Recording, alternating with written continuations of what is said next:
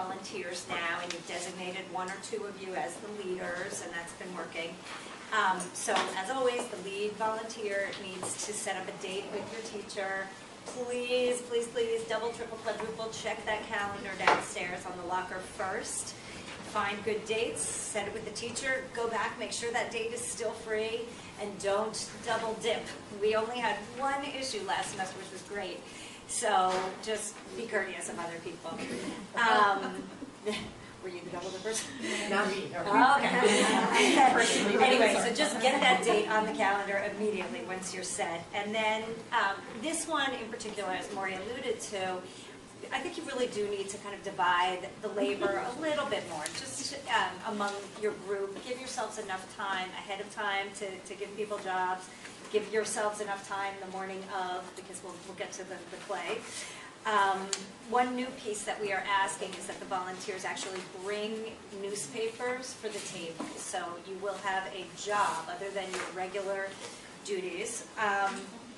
And okay, to get to Amy's question, so a few days before your lesson, we're recommending that you send out a letter that will be online to the parents, as we've always had, but usually I think we send it as a follow-up. This is what your kid did. This time we're suggesting you send it a few days in advance. A, it's a messy project, so you may want to tell people to wear messy clothes on the day of the project.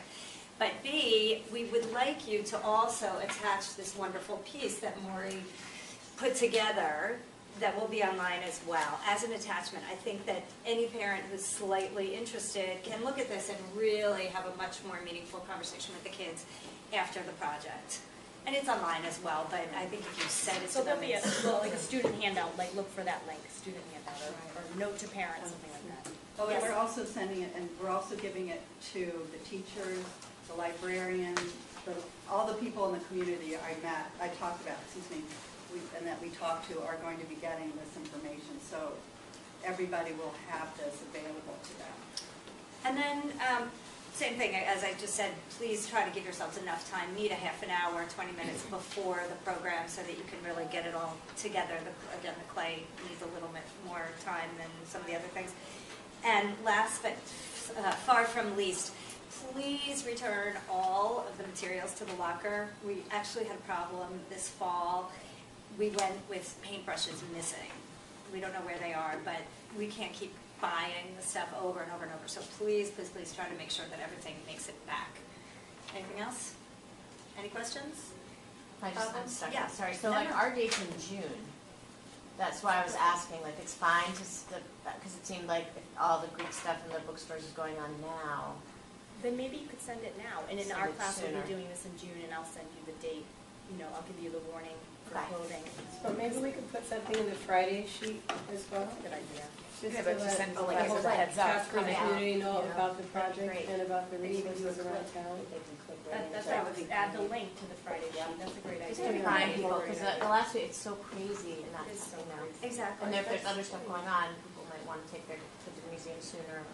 Yeah, as a precaution, Over the break. it's fantastic. Because we do need the newer shell goes Greek. That will end in the next 3 weeks. So we do need to get that out sooner. Exactly. So we'll do that. And the thing at the Grotius Reader, that's not this Friday. Next Friday, that's March March 9th. Is that the 8th, the 9th? It's in the evening too. 6:30. Right.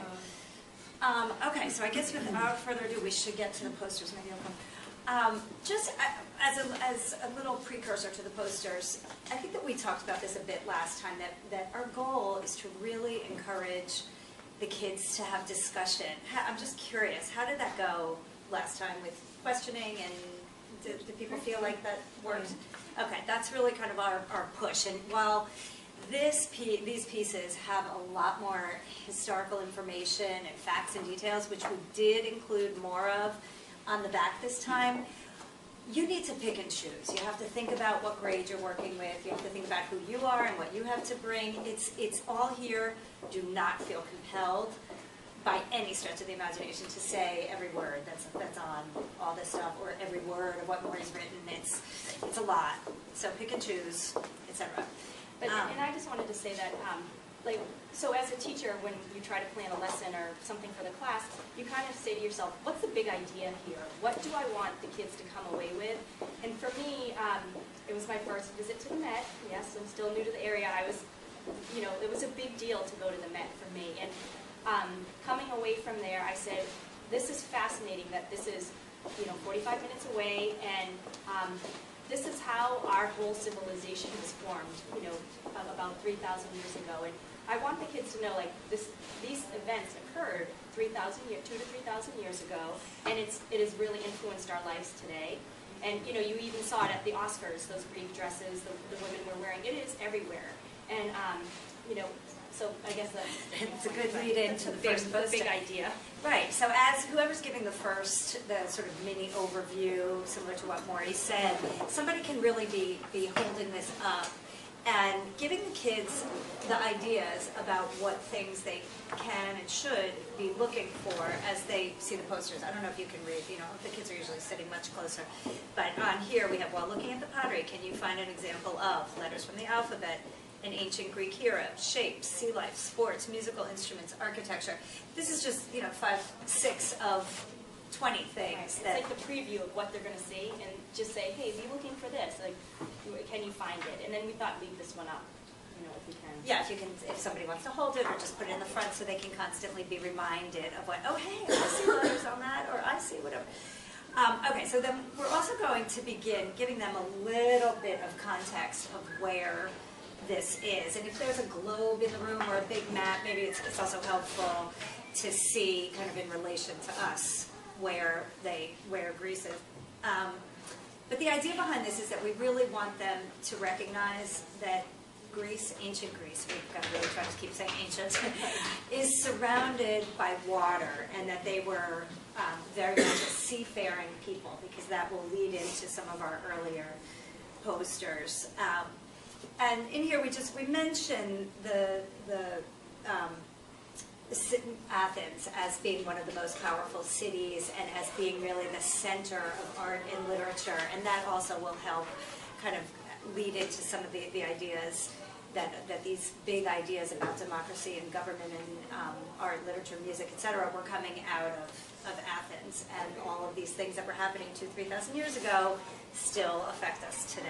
And for the little ones, the blue is the water, the green is the land. This was a place that, actually existed and is still there today.